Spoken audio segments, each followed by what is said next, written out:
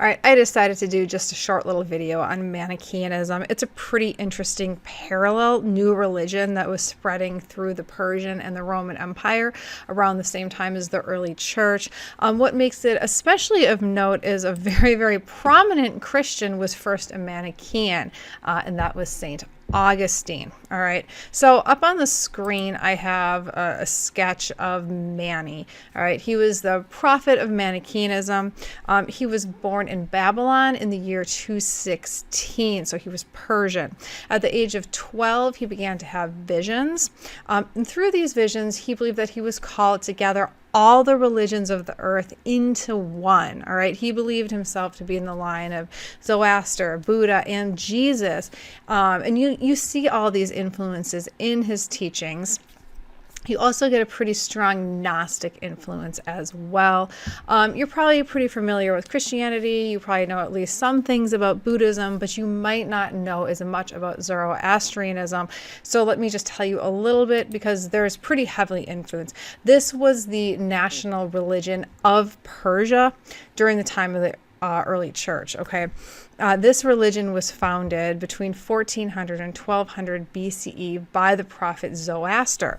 It's thought that he was actually influenced by the Hindu scriptures. All right, Zoroaster preached the worship of the god Ahura Mazda, who is the supreme being and the source of all good. All right, he was assisted in creation with 6 divine spirits. A 7th spirit is seen as Mazda's own spirit and the agent of his will.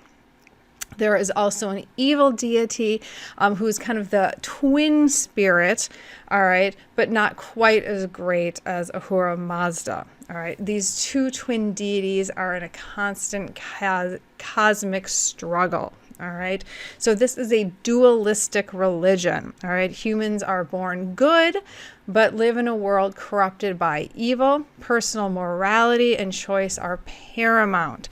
We will all be judged twice, once on our thoughts and once on our actions. Okay, so that's sort of Zoroastrianism in a nutshell. So this was a big influence on Mani as well.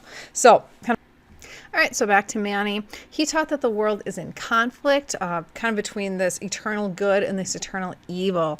These things are manifest in all material things. Because Manicheanism is dualistic, evil is eternal and creation is under the rule of darkness. All right, this is very much influenced by Zoroaster.